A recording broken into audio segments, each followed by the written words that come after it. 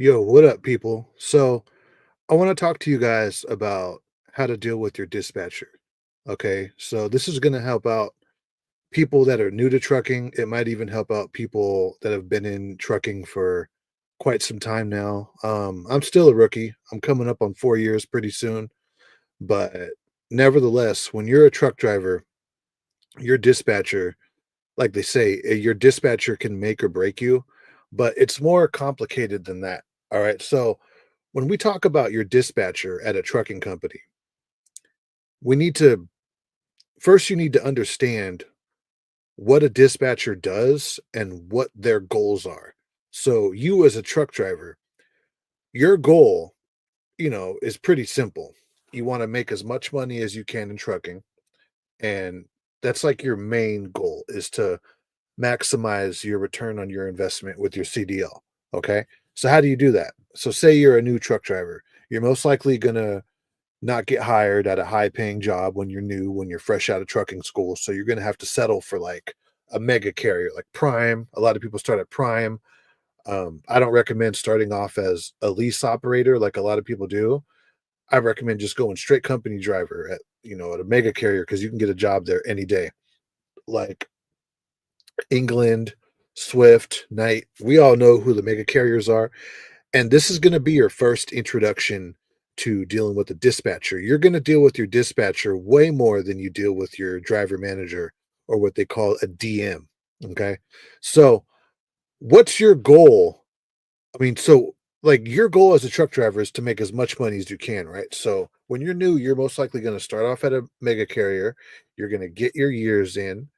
You should have showed up with your CDO with all of your endorsements. Like you should have already gotten all of that out of the way, getting your doubles, triples, your tankers, your hazmat, your twit card, right? All of your endorsements that you're going to need to make as much money with your CDL as you can. Or, I mean, no, and on top of that, you want to get your years of experience in to get hired at Walmart Private Fleet, which is one of the top paying trucking companies, or I guess like trucking jobs. They're not really a trucking company. You're going to need, I think, at least like 2.5 years, damn near 3 years of experience with a clean driving record and a hazmat, right? So you're going to start off at these small trucking companies. So your goal is to move up the ladder in your career. Okay. And some people want to get into these high paying trucking jobs so they could save up money and then maybe one day buy their own truck and start their own authority and start their own trucking company, you know what I mean? And then build it, right? Like grow. Like everybody wants to make money. So that's your goal as a truck driver. When you go to work as a truck driver, you want to get the best loads that you can get. You want to make as much money as you can every week because you're at work. Duh. And you want to um, be a successful truck driver. What are the goals of your dispatcher though? Your dispatcher is not a truck driver. I don't know about most of them, but a lot of them have never carried a CDL. A lot of them learn things about trucking that they need to know, right? Like DOT requirements or whatever. A lot of them don't even understand the 70-hour clock that we have to abide by, right? Um, so what's their goal? Their goal, the number one goal of a dispatcher is they're trying to move up in their career as well, but their career is different than you. They're not trying to get a high paying trucking job. They are, but different. But like they are, but in a different way. The dispatchers are trying to get into upper management. That's what dispatchers are trying to do. Dispatchers are trying to become the DM and then eventually maybe the account manager, the AM, and then maybe if they have some sort of like an account regional manager, all the way up into the corporate office. Okay. What you guys may not know about some of these dispatchers is some of these dispatchers come into this type of work because they're trying to get into some sort of a managerial position. They're trying to get into management. A lot of these dispatchers, especially the young ones, we might think they're just young, dumb kids that they found off of Indeed, but a lot of these dispatchers nowadays, these especially the youngsters who you could tell don't know nothing about trucking besides what they've learned at training at this job, right?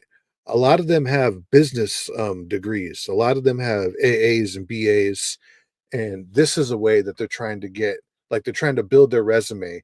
So they're trying to become a manager at this trucking company.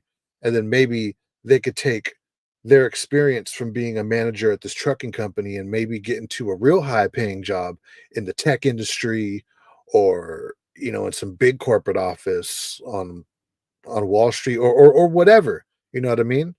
So a dispatcher, even if they don't have a college degree, which quite a few of them nowadays do have college degrees, you don't have to have a college degree, from what I understand, to be a DM. But I mean, to be a trucking dispatcher.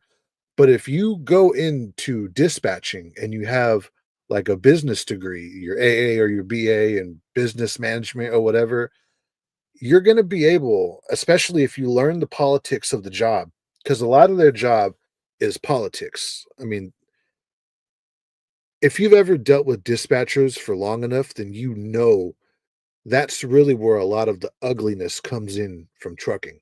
Okay, you as a truck driver. So, a dispatcher can come into a trucking company with an associate's or a bachelor's in business management or whatever, and they can, get into upper management easier than some ex truck driver who, you know, whatever, they ended up in the office because they applied for it or they ass kissed their way into that position or whatever. Now they're in the office.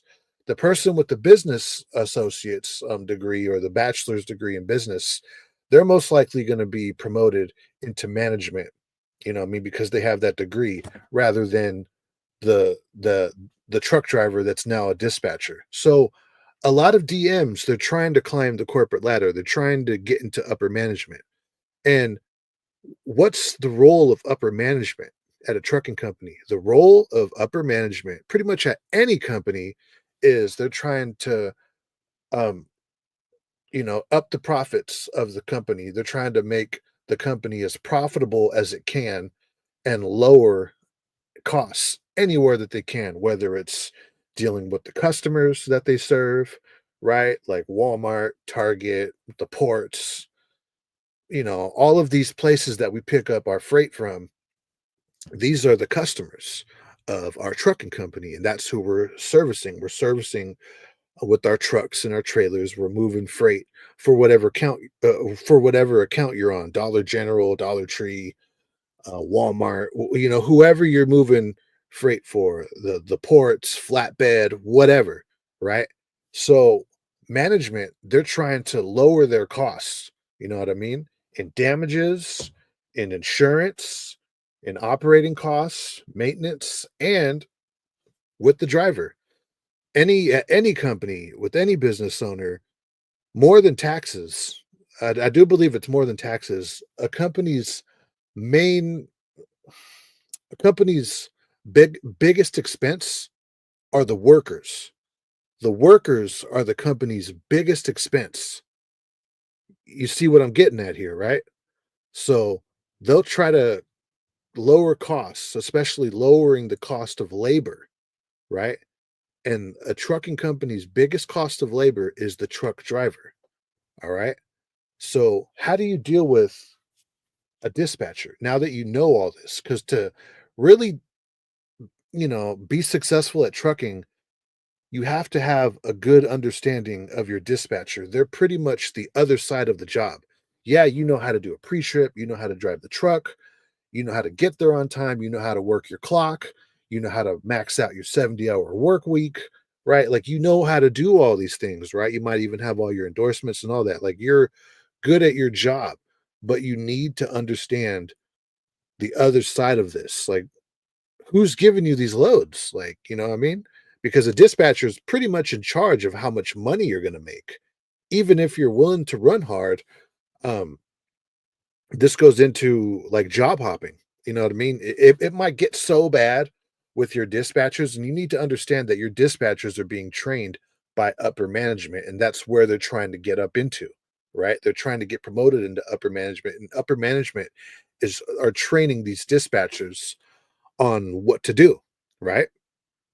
So, the number one thing that you need to know what to do with in regards of dealing with your dispatcher is you need to learn how to tell them no and you need to learn how to negotiate with them. Owner operators, unlike company truck drivers, they know this and they're not afraid of saying no to a dispatcher because an owner operator, unlike a company driver, is a business owner. Okay, like they own the equipment, they pay for the maintenance on the equipment, on the truck or the trailer, maybe even both. If they're not like leasing with their freight, so they're just paying for the tractor. But if they're the owner of the tractor and the trailer, they have expenses, right? They pay for the maintenance, the diesel, the def, business costs, everything. So a dispatcher to an owner operator is mainly the load broker. So a owner operator already knows that they have to negotiate with the dispatcher to be as profitable as they can to pay for their expensive ass business cost, right? The truck and everything else, right? So you as a company driver,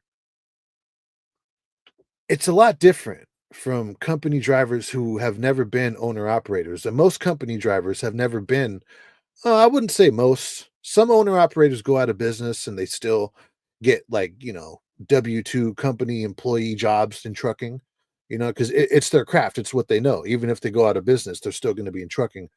But us as company drivers, we need to start acting like we're owner operators, even with our company positions at our trucking companies, right?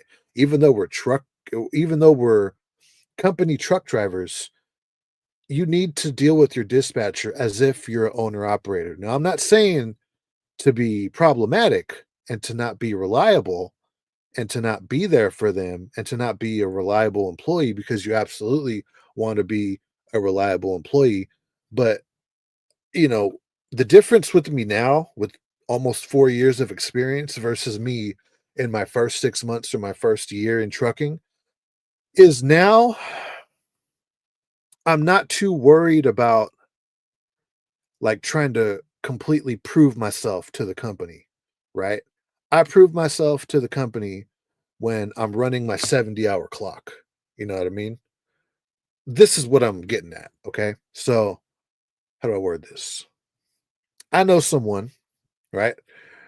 Who, when they're on their 34-hour reset for the past month, they've been getting phone calls from their dispatchers at odd hours of the night, sometimes even like at 11 at night, trying to see if they could get up right then and there and go do a load.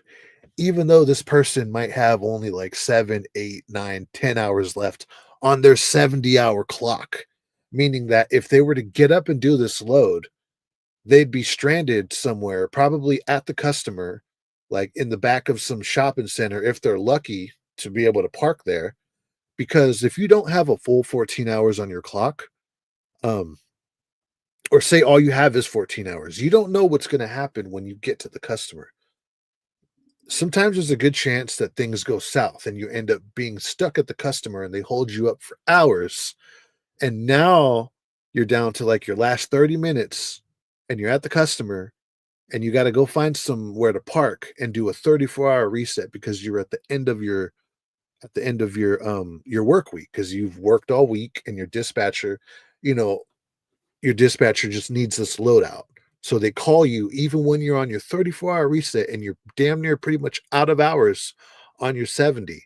Right, what do you do in that situation? Well, when I was especially like in my first 90 days in trucking, I'd have probably been like a good employee and I would have probably gotten up in the middle of the night and I would have probably went out and did that load for my dispatcher so they could look at me like favorably, you know what I mean? So I could prove myself to the company. Nowadays, with 4 years into it, I'm not worried about that. No, no, no. It's you call me on my 34-hour reset, especially when I'm in the middle of it, when I'm at the crib or I'm doing something, it's gonna be absolutely no, I'm not doing that. I'm not gonna be in some fucked up position where I have to find parking and I'm out of hours and I might get a violation. Because the number one thing, like the dispatcher, they're trying to get into upper management, but their day-to-day goal, their number one goal, the dispatcher and the managers, your driver manager, whatever, their main goal every day is to get all the loads out. every day, right? Dispatchers, if you've ever dealt with them, they don't just work on a day by day basis. They work kind of by a shift by shift basis, sometimes a hour by hour, minute by minute basis. So if you've been in trucking for about 3 to 4 years, then you know what I'm talking about. Say, in like dispatching, it's a 24-hour operation. So the morning shift, they don't really communicate to the night shift or to the afternoon shift, and then the afternoon shift doesn't communicate or give like a pass down to the night shift on something that's really important, like if there's an accident that night and they have a truck that's somewhere out tipped over or something catastrophic like that. But no, dude, they don't, like, for example, they don't pretty much like what I would do if I was a dispatcher and the second shift was coming in. I would give them a printout of everyone's clock, not their logs, but their clock, to see, like, okay, so this person has this many hours on their 70, this person has this many hours out on their 70, this person is out on a load right now. So these are the people that are available to call if you need to get a load out, even though, they might have the day off or they might be on time off, you can at least try to call them and swing it and see. You know what I mean? That type of shit. Or, sometimes I've had dispatchers call me when I'm out on a load, right? When I'm literally in the middle of a load trying to like dispatch me on a brand new load when I'm right in the middle of like my second stop. If I'm on a load that has like 3 or 4 stops or whatever. You get what I mean? They work on a like they kind of scramble, right? And there's a revolving door with dispatchers. You know what I mean? Just like us truck drivers, they job hop as well. So, dealing with your dispatcher, you don't always want to tell them no. You want to be able to tell them no when you need to. They're How do I say it? You want to be a reliable employee. You want to be a reliable truck driver, asset to the company, but never at your own detriment. You know what I mean? You want to make money 6 days a week, run your 70-hour clock. If you can, 7 or 8 days a week, if you're doing a lot of short haul and you still have a lot of like good recap hours, you know what I mean? But you don't ever want to let your dispatcher put you in a fucked up situation just so they can get the load out. And what I mean by a fucked up situation is to the point where you go over your hours of service, because your dispatchers, if you've dealt with enough dispatchers, then you know that they don't care about you going over your hours of service and getting, a write up or something from the DM, even though they dispatched you on that load and you told them that you don't have enough hours and they just pleaded with you and begged you to get this load out, right? Might have even put some extra money on it, but now you got a write up because you're going over your hours of service. And the way I think it works is if you go over your hours of service and you get a violation, then the company gets like a bad CSA score if that happens enough times, right? Just like if they get a failed inspection at a weigh scale, like their CSA scores go up or whatever, go up or down, whatever, right? Someone who's watching this on the replay can correct me in the comments. You know what I mean? But that's what I'm talking about. Dispatchers, their main goal on a day-to-day basis is to get all the loads out, right? They want to be looked at by upper management that they're a badass dispatcher that gets all the loads out, or at least most of the loads out, and not too many loads need to be pushed into the next day. You know, you know what I mean? If they do that, then they're gonna quickly rise the ranks in whoever is the better dispatcher, you know, and then some companies, if they're kissing ass and they have the degree, they might end up being like a supervisor and then the DM, and then they go up from there. That's their goal, but never at your detriment. Never ever let a dispatcher um, put you in a violation with your hours of service. Never ever let a dispatcher like just say fuck it, take that truck. even though it has some DOT violations on it, just run it. Like, I need this load out. Just go, just go. Nah, no, because when you're a new truck driver, this is mainly for newbies, all right, but it's important that you guys hear me out. When you're a newbie, you might be intimidated to tell your dispatcher no.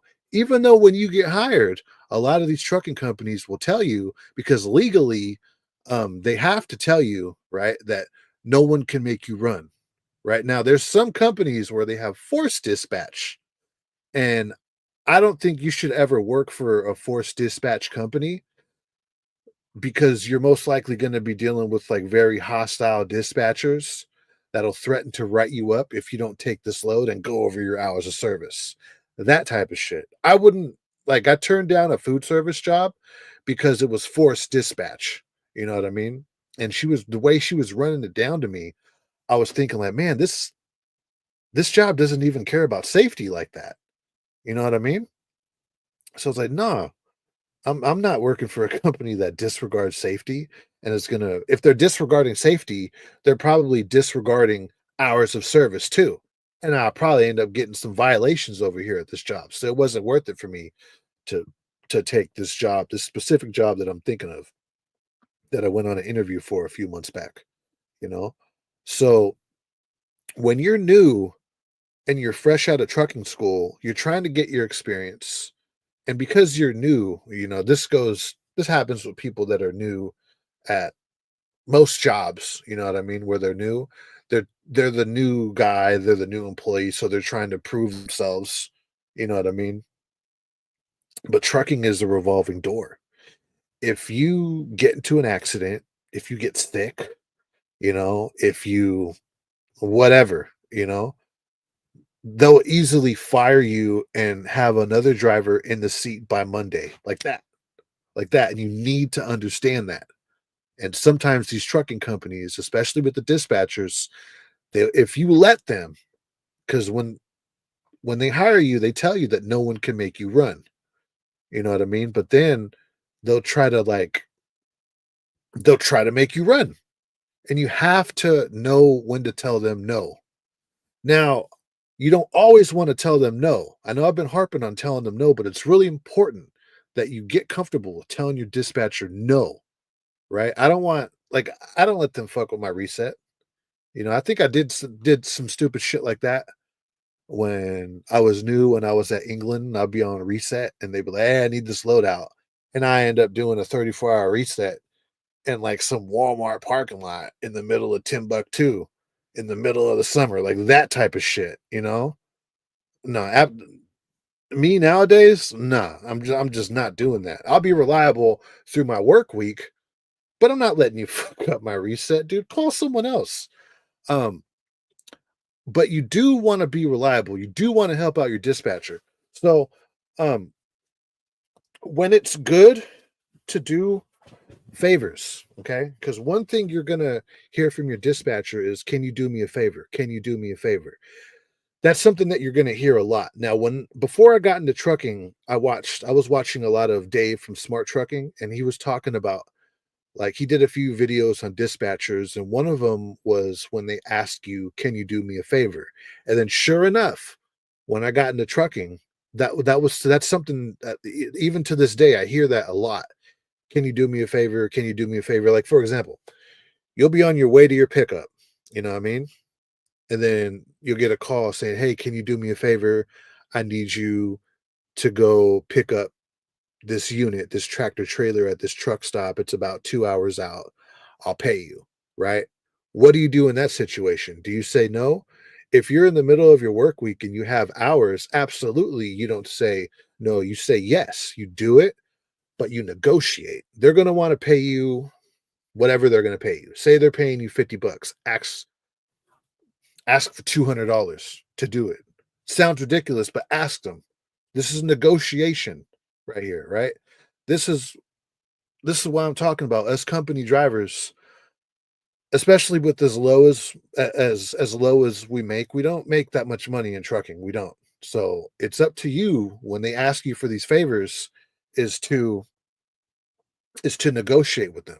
They want you to go fetch a tractor trailer that somebody might have abandoned, because people do that. People get upset at these trucking companies and they'll pull into a truck stop, leave the keys in the truck, and just walk off the job, with day cabs or sleepers or whatever.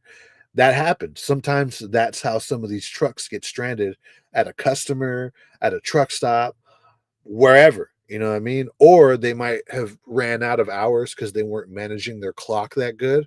So they end up having to park the truck and get, a ride share Uber Lyft to their home to start their 10-hour sleep and come back later. And then you're being asked to do them a favor to go fetch this equipment. Or um, it could be something as simple as, picking up a backhaul from your yard and taking it to your customer to park it. Whenever they ask you for a favor, you negotiate. You start high and meet them somewhere in the middle. Be ridiculous. They want you to go fetch um, some equipment that's parked an hour away or wherever, even if it's down the street. Yeah, I do that for, like, say it's down the street. Literally, I'll be like, yeah, I do that for like 150. They'll laugh and be like, "You serious?" Like, well, yeah, I got bills, homie. Like, you want a favor? I need a favor. What's up? Right? And you negotiate. You don't be rude. There's no need to be rude with these people because they're just doing their job, just like you're just doing your job. But you negotiate with them. You don't just say, "Oh yeah, I'll go do it," and then at whatever rate they're going to pay you. You don't even try to negotiate. You probably just missed out on an extra 100 or sometimes $200, sometimes more than that on your check. You know what I mean? So you always negotiate with them when they're going to ask you to do these favors because that's outside of loads. And I'll get into the loads and how to negotiate with your dispatcher as far as your loads go. If that's even an option, some accounts, there's really no negotiating with your dispatcher. But here's the thing this goes into negotiating with your loads with your dispatcher. If you do them favors a lot and they know that they could count on you to do these favors, and you're not too ridiculous with negotiating, you know what I mean? But you end up, like, say they wanted to pay you $50, you most likely can get $100 out of them to go and fetch that trailer, to bring back that backhaul, to go whatever, to do whatever favor they need, to go pick up a tractor from a shop or whatever, you know what I mean? You can get some extra money out of them. Whatever they're asking, whatever they want to pay you, go higher. Always go higher. What do you got to lose? What do you literally have everything to gain and nothing to lose when it comes to negotiating with your dispatcher. They want you to do a favor, $50. Let's call it 200. What do you think about that? You know, settle on $100. Even if it's you settle on $75, it's better than the 50, right? A lot of people don't do this. A lot of people don't negotiate with their dispatcher. Just whatever the dispatcher says, some company drivers, they think, they're talking to the dispatcher, they think they're talking to the driver manager, and that's not the case. Unless even if you're talking to your DM and your DM is doing dispatching with you at that moment or that night or whatever, negotiate. Always negotiate. You probably get a better deal done dealing with your straight up DM than some dispatcher most of the time. Most of the time you will. You know what I mean? Because another thing that DMs try to do more than dispatchers is DMs, driver managers, they want to keep driver retention. They want to keep their drivers happy, right? I've noticed that from the DMs more than the dispatchers. The dispatchers don't really give a fuck about, they do, but they don't. That's really more of the driver manager, because when you put in your 2 weeks at a trucking company, because whatever, you got a new job, you're not making no money, or just whatever, right? You're putting in your 2 weeks. You're not going to put in your 2 weeks with a dispatcher. You're going to put in your 2 weeks with the driver manager. And then the driver manager doesn't want to be known as the manager of the account that can't keep drivers, because that makes them look to upper management like they're not doing their job, right? So most of the time when your DM is dispatching and they're asking, your DM is the dispatcher and they're asking you for a favor, you could usually negotiate with them and get a higher payout for these favors than you can just with the dispatcher. Trust me, that's usually the case most of the time, right? Most DMs are pretty cool when it comes to negotiating, right? Unless if you just have a horrible fucking, just a a bad dispatcher and a bad DM, and that definitely can happen, right? Sometimes you can get on an account where the DM is good, the dispatchers are good, and then for some reason people leave, new people come in, and the account goes to shit, right? And maybe if you stay instead of jumping ship, maybe in a year later they end up getting fired or replaced, and more new people come in, and the account gets better again. You know what I mean? But we got bills out here. We don't got time to be waiting around for an account to correct itself, right? That's why I left England. I left England because I went from making 1,800 a week, sometimes 2,000 a week, but mainly from 1,800 to 1,500 a week net, like what I would put in my pocket in my bank account. I went from making 18 to 1,500 a week to like around $700 to $600 a week, dude. You know what I mean? And then if you're ever in a situation like that where, there's no negotiating with your dispatcher on loads, like you can't negotiate with loads, and even with favors, there's no negotiating, and they're giving you shitty loads, it's time to jump ship if that's been going on for so long. And something else that happens, like when the account turns bad, is sometimes your DM starts to not to want to talk to you, and not just you, but you'll notice your DM will start not wanting to talk to the other drivers. Like the DM is always busy. It's just always busy, right? And then sometimes you'll go into your driver office, and then the DMs are trying to handle I mean the dispatchers are trying to handle shit that the DM should be handling, like putting in um a 2 weeks notice for some time off to use some of your PTO, payroll issues, things like that. All of a sudden the dispatchers are are like acting like a step in for the DM. And then sometimes you have to just keep asking, no, I need to talk to the DM. I need to talk to the DM. I need to sometimes, dude, sometimes that's what happened at my first trucking job. It got some days it got to the point, and sometimes it would be like brand new dispatchers. Probably looking back on it, they were probably covering from other accounts that were nearby or whatever. And for some reason they just did not want me to talk to the DM, right? That's another way that you know that your account is starting to turn to shit, when you can't deal with your dispatcher or your DM, and it just is what it is. Sometimes, especially if you've been on that account for like more than like 2 years or whatever, what happens is this: even if something as little as your CPM is starting to go up. So say you started from 50 cents a mile. Now you might be at 55 cents a mile, or even like something as little as like 52 cents a mile, right? You're starting to get expensive. You think I'm being ridiculous, but it's the truth. You might be starting to get expensive with that 2 cent raise, especially if there was a company wide raise on top of that, and you might be at like 55 cents a mile, right? When in their first year they had you at 50 cents a mile, and maybe even um 2 months of that or whatever in training, they had you moving freight for less than that when you were in training. So now you're starting to become expensive.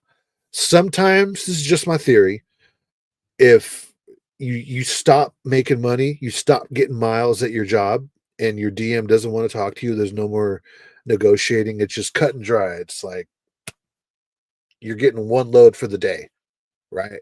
And for example, say you're out of Bakersfield, it's a one stop Fresno, and that's all you're getting for the day. And that's been going on for a few months, and you're making shit, like you're making like not even $1,000 a week.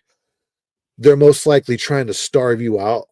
They're trying to like fire you without firing you, because you're becoming too expensive.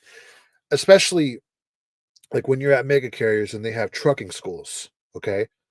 Now, it's beneficial for for a mega carrier to have a trucking school, is because now they got a in-house revolving door of brand new drivers, which are cheaper than a more senior driver that might be at the company for like 10, 13 years. You know what I mean? So they'd rather have this new driver move the freight for 50 cents a mile rather than 65 cents a mile, right? That's more profit for the company. What did I tell you in the beginning of this live stream?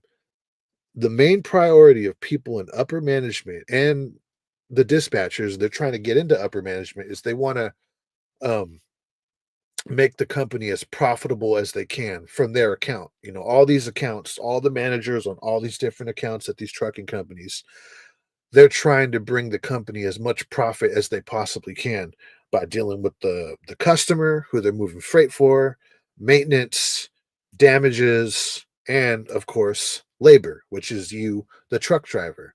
You know, so if you like, I really think that might have been what was going on, because it wasn't just me. There was a few other drivers that they were just firing just for stupid stuff. You know, like this one guy,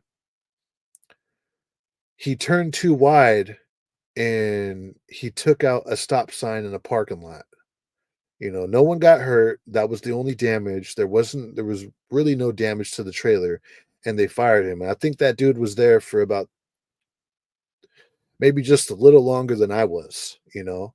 So I was seeing all of these drivers that have been at the account for like a few years, they were getting fired. And because they were getting fired for petty, like small stuff, you know, when other drivers have gotten into some like actual accidents and they're still there at the company. You know what I mean? Crazy shit like that.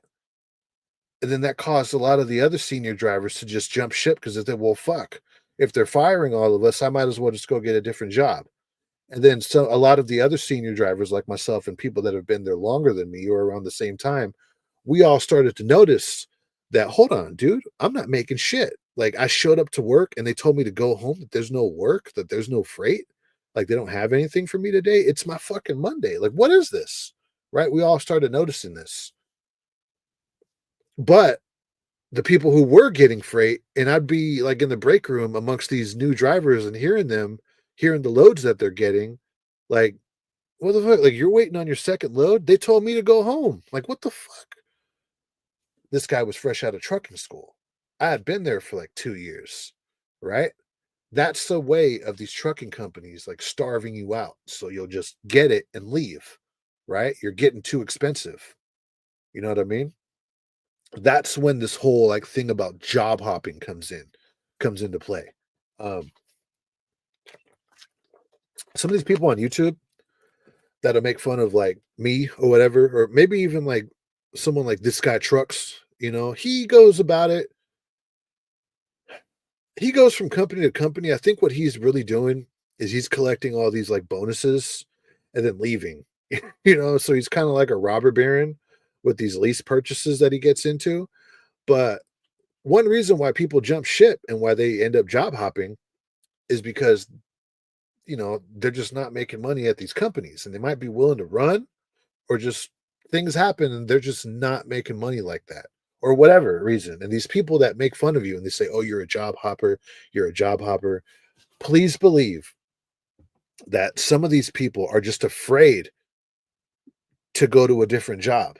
And they might be in a job where they're not making money, or something that they do to keep some senior drivers, right, is they'll starve them out all week, and then maybe 1 or 2 days out of the week, if they're lucky 3, they'll give them good paying loads.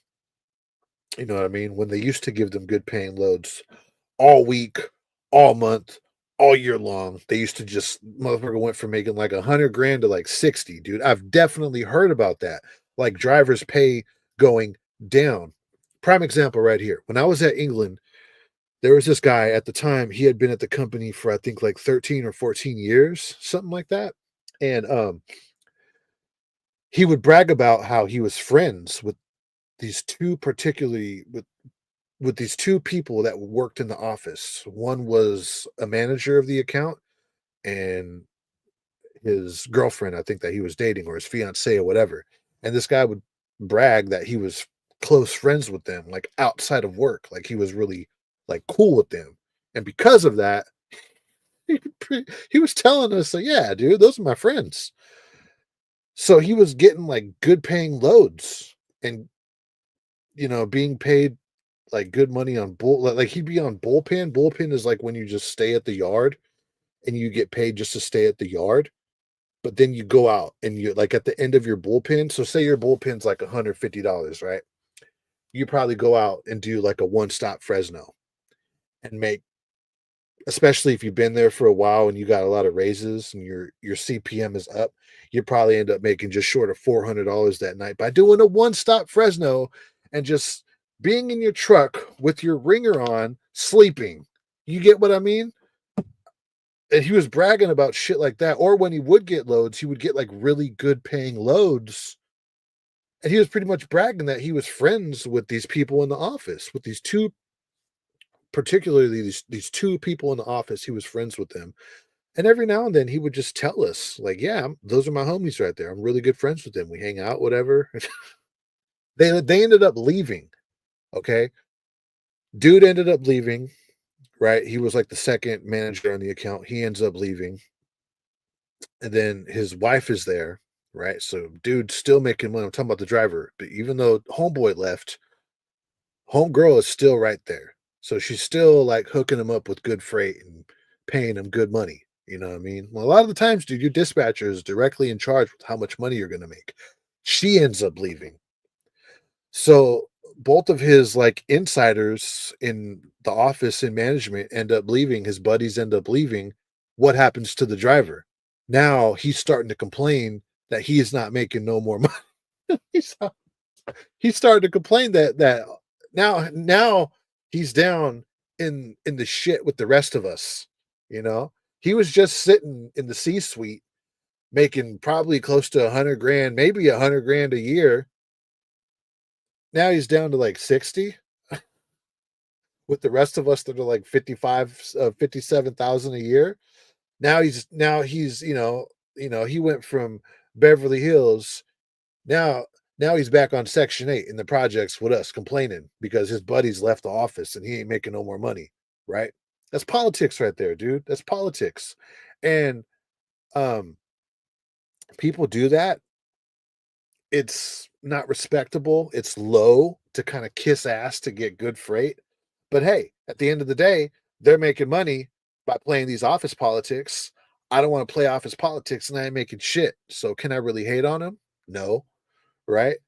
Um, so yeah, pretty much that's how you deal with your dispatcher, right? I know you've heard this before, but I kind of wanted to give you a more in-depth look on how to deal with your dispatcher. Once you understand your dispatcher's motives and what their goals are as a dispatcher, because some most of the times, truck drivers don't think about it that deep. They don't think about like, well, what do they want? What does the dispatcher want? Yeah, they want to get the loads out, but what's their like long-term goal in the company or just in their career or whatever? Most of the time they're trying to get into upper management. And even whether they stay there at the company in upper management, which is obviously a better paying position than just being a dispatcher, whether they stay there or not, it's good to, have this management job on their resume if they want to go and apply to be a manager at Facebook or Google or wherever, Microsoft or at some corporate office somewhere else or wherever, right? So a dispatcher, they're trying to get into upper management. So when you got a dispatcher that's calling you, you know what I mean, on your reset, you can rest assured that they don't give a fuck about your reset, that they're really just trying to get this load out so they can look good to upper management that they got that load out. So now once you understand their main goal is to impress upper management so they can one day get promoted and they might even have a bachelor's degree behind it. This is how you really understand that they don't give a fuck about what you really got going on. Some of them do, most of them don't. When you're getting these calls, you know what I mean? Or when they're always trying to lowball you on these favors or whatever, and they don't really want to negotiate with you, you know, then you know who you're dealing with. You're dealing with someone that,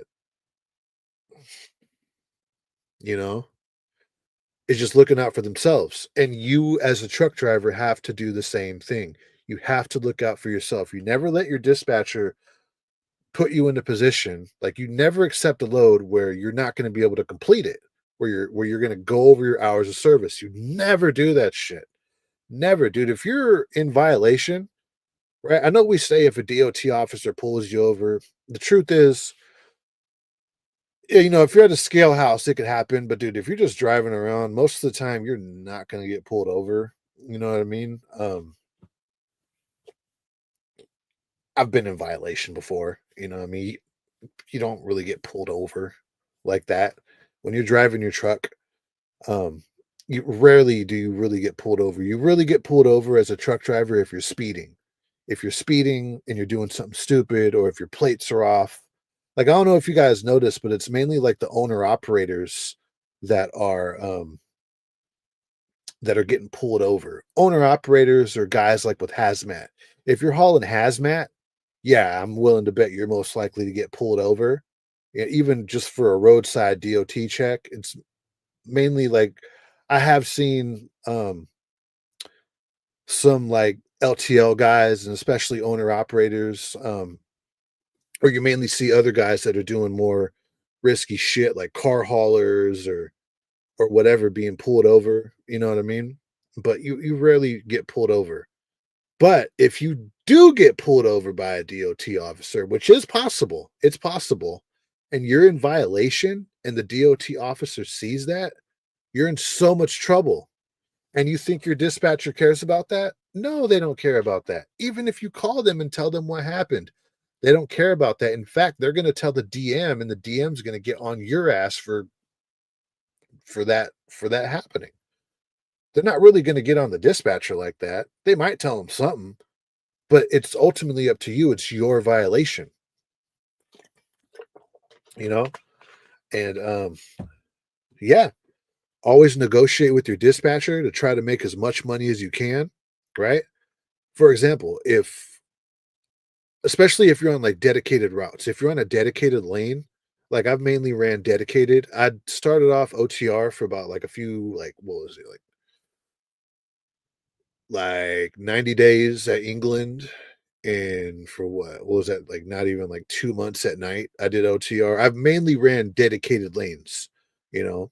I prefer dedicated lanes because you can still get your miles up in dedicated lanes. It's not all OTR, right? You can get your miles up even with short haul. It's just what it really comes down to is maximizing your 70-hour clock. So for example, when I was at England, how you made money, right? Until you weren't, because you go to work and they'd send you home because they didn't have no freight. They didn't have no loads for you that day or whatever, right? Because they overstaffed it, or they're trying to starve you out or whatever. But the way you would do it, like on short haul, is this is probably the same with like places like UPS or Costco or a grocery store chain is like this, right? If you're not going out and laying over, is you would go out and like say you're out of Modesto, just for example. You go Modesto and you probably do like a 2 or 3 or 4 stop Sacramento with your reefer, right? And you unload your freight at all at all the stops. You know what I mean? Then you come back and you probably do like a one stop Patterson. And with the driving, the traffic, with the loading and with the unloading, you know what I mean? Whether you're doing it yourself or it's a live unload from the store employees or whatever, by doing 2 short haul loads a day, you probably end up making like $18 to $2,000 a week, working 6 days a week, maximizing your 70-hour clock. So you make good money on dedicated. You don't have to be OTR to make good money. You don't. You could make good money on dedicated routes. And one reason why I prefer to run dedicated routes rather than OTR is dedicated routes you quickly learn, especially when you're like 90 days into your dedicated route, you quickly learn all the exits and entrances of your customers, of where you're going, how to get into the loading dock, which docks are complicated to dock in at, which docks have cars around them or just whatever, right? And you get used to it.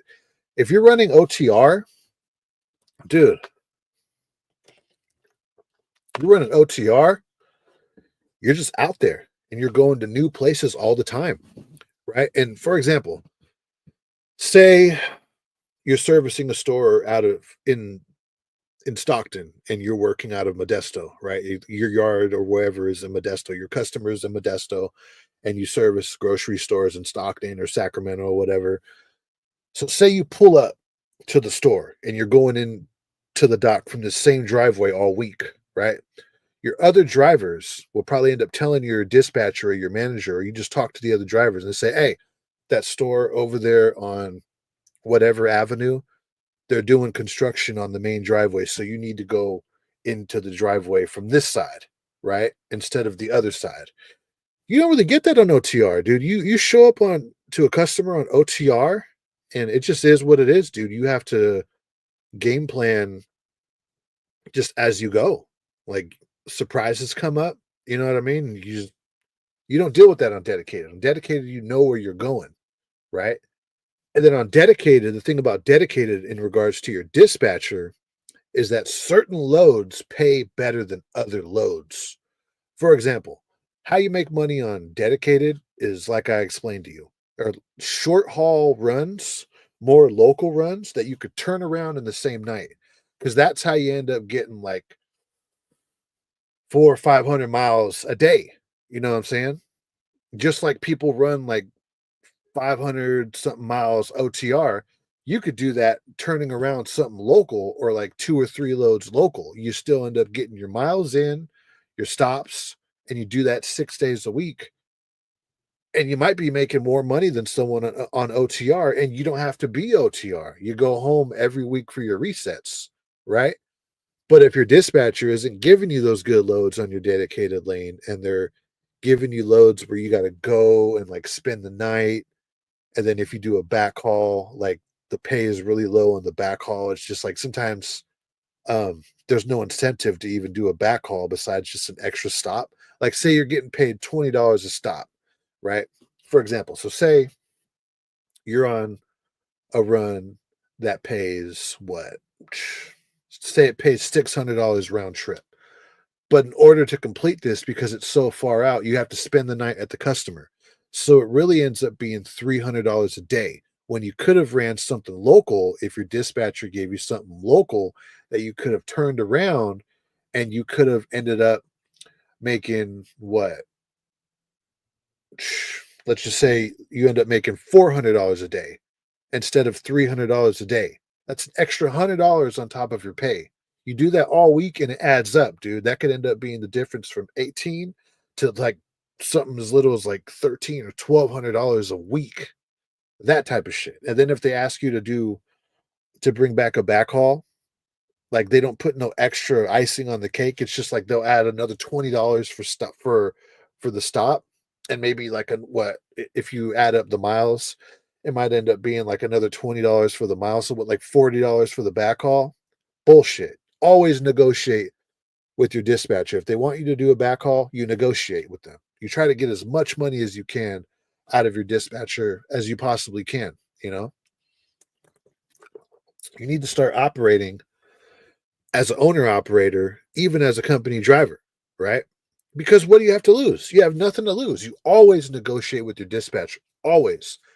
And if your dispatcher is not willing to negotiate with you, if they're not willing to meet you somewhere in the middle as far as your pay goes, um, if they're giving you consistently bad loads and you talk to the DM about it or whatever, you even tried switching who you deal with as far as dispatching. On dedicated, it's kind of hard to do that because you're dealing with the same group of people. You know, it's not like OTR where you have like a set dispatcher and you could switch dispatchers. When you're dedicated, it's like more of like a group of people that deal with all the drivers, you know. What it really comes down to, if your dispatcher is not making you money and there's nothing you can do about it, then you have to leave, right? They might be trying to starve you out because you're too expensive or just whatever, right? Then that's when you leave trucking jobs. And most dispatchers are cool, but you just need to learn what their motive is. And then once you understand your dispatcher's motive, the things that they do doesn't really surprise you. And you know how to negotiate with them, you know how to deal with them, and it makes your job a lot easier. You know what I mean? And You end up making more money that way. Let me get to some of these comments, right? I really did this live stream to kind of just get this information out there because a lot of people don't really talk about like how to deal with the dispatcher. They talk about safety and the pay or this company, that company. Very little do people really get into depth about how to deal with your dispatcher. Your dispatcher is so important, dude. Your dispatcher, it's like the other side of your job. You know what I mean? It's like your heads and their tails. And if you don't understand how to deal with them, then dude, you're lacking in your trucking career because if you don't understand how to deal with the dispatcher, not understanding how to deal with the dispatcher, you'll have that problem at every job that you go to. You know what I mean? Whether you're at a high paying private fleet or whether you're at a mega carrier or a medium sized carrier or whatever, you always need to learn how to deal with your dispatcher, right? What's up, Johnny? Jesus said, trust me. What do you think of Hirschbach? I don't. I heard they got like a good lease program that people get into. Sup, Jose? Loves your videos, man. I was just watching your old live streams. Thank you. Appreciate that. I got a vlog coming out. I'm almost done with editing it. Um, I've been fucking with my Nintendo Switch and like doing other shit, like living life. I haven't really been messing around with YouTube too much. I missed out on a lot of the stuff going on with Trump. That those would have been some good live streams. Hanging out with family, dealing with women. Um, I haven't really been on YouTube like that too much, but I signed up in I signed up in community college for nursing. What you think? I'm actually thinking about doing that, about going for RN, going, 8 years, like I said, to try to get into law school. That'd be cool. I can do it. It's just goddamn, dude, 7 to 8 years. I don't know if I'm willing to give up that much time, dude, and that much money, right? I know people who are RNs and they make really good money. It depends on where you're at. Out here in California, registered nurses have unions, especially in the Bay Area, and I'm willing to bet maybe in LA too. Registered nurses do really good out here. They make six figures and they have a good work life balance. A lot of them work like 312s or 412s and they have like 3 or 4 days off.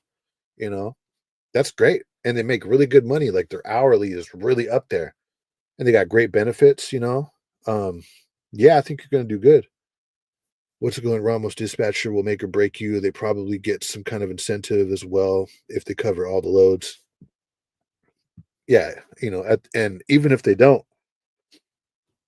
like I said, the dispatcher's main goal is to go up in the company, is to climb that corporate ladder, right? So if they excel as a dispatcher, especially if they have a bachelor's degree in management, upper management is going to look at them and be like, oh, they did good in this role. Maybe I'll bump them up to a supervisor position. And then if they do good at that, I'll bump them up to DM or whatever. What's up, man? Nice to see you. Do you still plan on leaving trucking? Yes, but up until then, I'm still gonna apply for like other jobs. If something pops off, you know, to try to get into a private fleet, if I get swooped up by something that pays high, I end up staying. Because dude, I've invested a lot of time in this. I have my start date for school. Um, if I have all my debt paid off by then, I'm gonna go for it. But if not, I might go into the next semester after this because I don't know if I'm gonna have all my debt paid off by the time school starts. But you know, whatever semester I start in, if nothing pops off in trucking, then yeah, I'll leave it. Dude, last week I made $932, dude, and I worked 6 days, right? And I was running around doing all kind of shit, favors and everything, dude.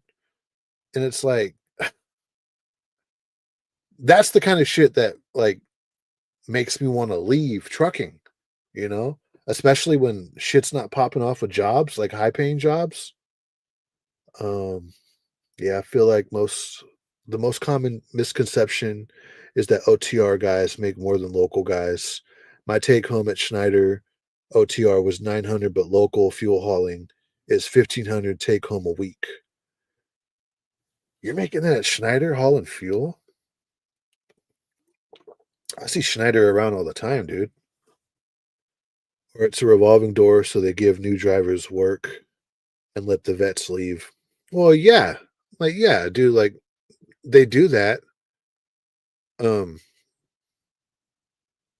and a lot of the times the DMs, they'll end up siding with the dispatchers. You know what I mean? Because they spend a lot of time with them. They become buddies in the office, and you're just like some driver, right? You know you're at a real toxic company is when you show up to your office to get your paperwork and they don't even want to like look at you. Like you go in and you like you sign in or clock in or whatever you're doing, right? Or you just go in there after you signed into your truck, right? And they're just like this. And you're waiting at the window. You might even say to them, "Hi, how you doing? How you guys doing today?" And they're just ignoring you, right? And then they grab the paper with your load and just, dude, that's usually that usually coincides with you not making shit. You know what I mean? Then it's time to get the fuck out of there, dude. That's how it was at the end of England. It was to the point, dude, where I would go in and they just didn't even want to talk to you, fucking ass, dude. They just didn't even want to look at you, just like, and then I'm not making shit. I was like, oh no, it's time to go, dude. Right? Um, lost 2 grand. Well, that's on you. What do you think of nursing?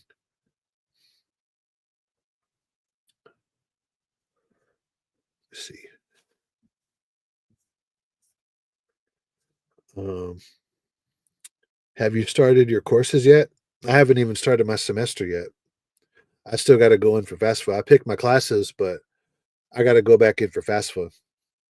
Got my CDO on September 24th. Already looking to get out. Local trucking ain't it. 14 hours driving, 1 hour to and from work. No time for anything but work. Only making $1,500 checks. Is that gross or net? That 1,500. I'd rather be closer to home, working 8-hour days, and make $1,200. If you could afford that, believe it or not, dude, 1,500. If you're netting $1,500, um, I gotta blow my nose. I got mocosos. Oh, I'll do it after the live stream. It's cold in here. My nose is getting stuffy. If you're doing that $1,500 net, 14-hour days, is it the full 14 that you're working, or is it like 11 or 12? Because if you're doing $1,500 net at like 12 hours a day, that's decent. That's actually pretty decent. I'd be content with that. Sometimes I'm not even making a full $1,200, right? I'd rather be close to home, working 8-hour days and make 1,200. 8-hour days. 8-hour days, 5 days a week in trucking, making 1,200. You probably won't even make that, honestly. You probably make like 890. You won't even see a G just working 8 hours a day, 5 days a week in trucking. It doesn't pay that much, you know. To make money in trucking, like I said, you need to max out your 70-hour clock and you need to just run your ass off all week. You need to work 6 days a week and you need to be at a good cents per mile or a good hourly rate. Or if you're doing cents per mile, the stop pay better be pretty good. And hopefully your customers unload freight fast. If you're doing food service, the faster you get it off the truck, you know, you keep going, right? But howdy, good early morning. Oh fuck it, dude, this went longer than I wanted. All right. Well, what was this? How long we been on here? Oh, an hour?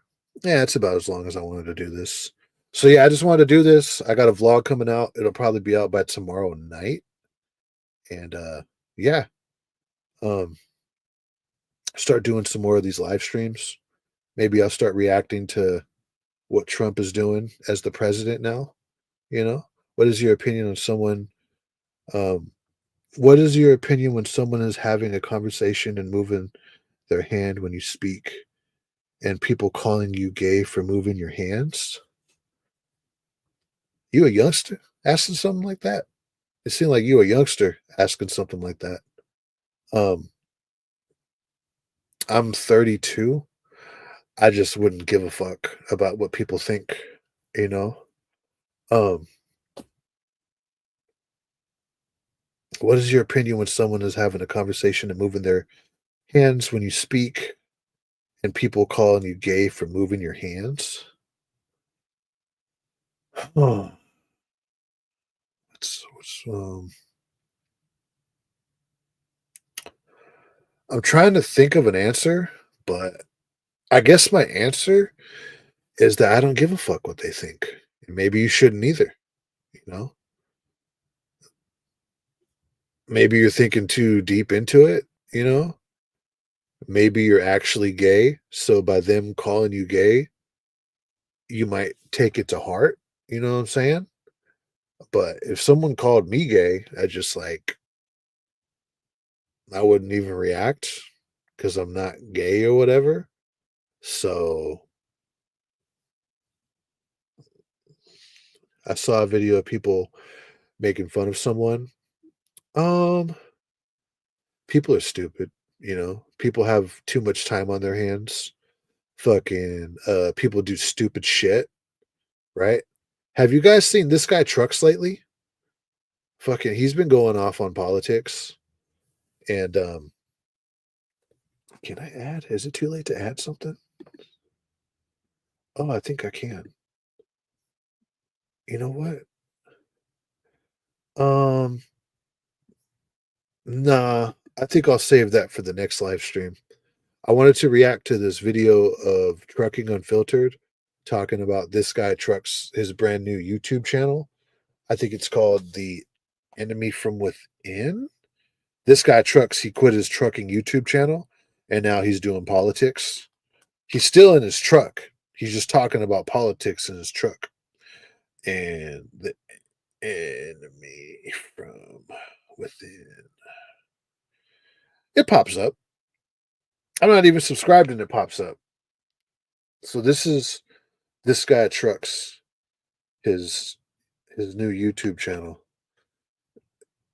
Dude, he looks a mess. Like he hasn't even showered on his default pic. He'd be better off having that as his default pick. He looks like shit right there, dude. He's killing it, dude. He's at 15.3K subscribers. And he's getting a lot more views on this channel than with the trucking channel. Oh yeah, dude, look, he has like almost 100,000 views on this video. Yeah, dude, look at this.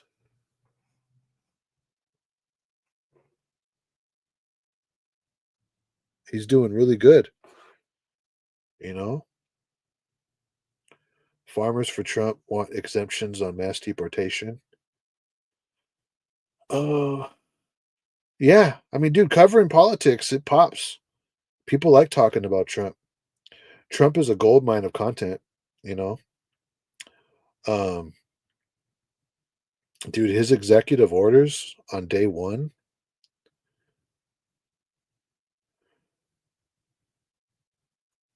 yeah, Alpha Kenny 1. I saw a video react to it, react to more addiction videos. Alpha Kenny 1. The fuck you talking about? What do you mean addiction videos? Like react to like intervention, that TV show intervention of people that are addicted to like substances and like drugs and shit. I gotta go to bed, y'all. It's late. I'm tired. Thanks for stopping by. Be sure to smash the like button on this video, subscribe to the channel, and yeah, hopefully this video helps people when dealing with your dispatcher in trucking. It's really important that you know how to deal with your dispatcher because your dispatcher can make and break you. Um, so yeah, peace out. See you guys.